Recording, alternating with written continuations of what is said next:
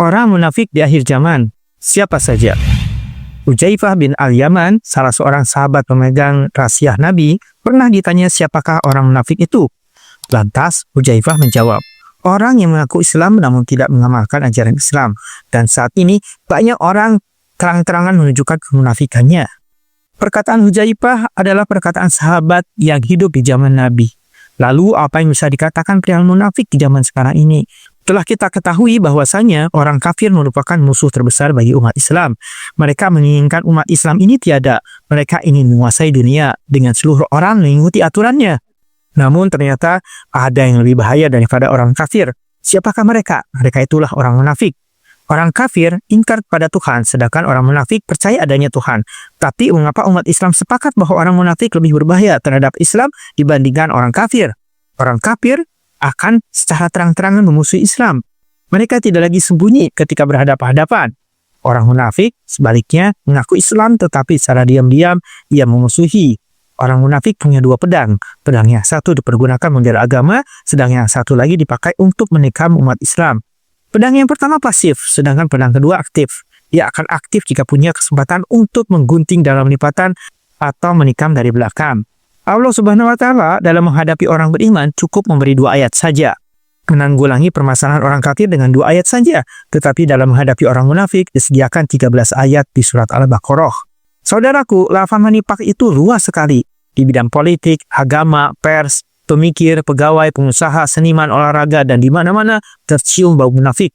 Apabila agama dan dakwah digunakan sebagai jembatan untuk memperoleh kedudukan dan mencari harta, disitulah terdapat kemunafikan. Inilah penyakit yang paling berbahaya. Dalam sebuah hadis Sahih Muslim terdapat hadis dari Ibnu Mas'ud. Tidak ada yang akan meninggalkan salat berjamaah kecuali orang munafik yang sudah diketahui kenifakannya. Hadis riwayat Imam Muslim. Oleh karena itu, apabila kita mendapatkan seseorang keadaan sehat, segar, kuat, mempunyai waktu luang dan tidak memiliki ujur syar'i, namun tidak mau mendatangi masjid ketika mendengar panggilan azan, maka saksikanlah dia sebagai orang munafik. Rasulullah SAW bersabda, demi zat yang jiwaku ada di tangannya, sungguh aku telah berniat menyuruh mendirikan sholat sehingga berdiri tegak. Kemudian aku berpaling kepada orang-orang yang tidak menghadiri sholat isya bersama kita, maka akan aku bakar rumah-rumah mereka dengan api.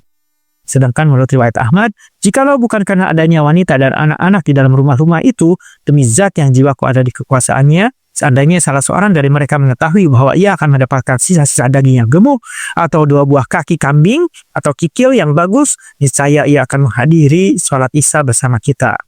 Dengan demikian, barang siapa meninggalkan sholat berjamaah tanpa ujur syar'i, berarti ia memiliki salah satu karakter nifaq atau munafik. Saudaraku, secara garis besar, merujuk pada hadis maupun ayat-ayat Al-Quran, terdapat 3 ciri orang munafik. Dari Abu Hurairah, Rasulullah SAW bersabda, tanda-tanda orang munafik itu ada 3. Jika berbicara, dia berdusta. Jika berjanji, dia mengingkari. Dan jika diberi amanah, dia berkhianat. Hadis riwayat Bukhari. Sedangkan, salat orang munafik ternyata sudah disebutkan oleh Imam Ibnu Al-Qayyim rahimahullah. 6 sifat dalam salat yang merupakan ciri orang munafik adalah 1.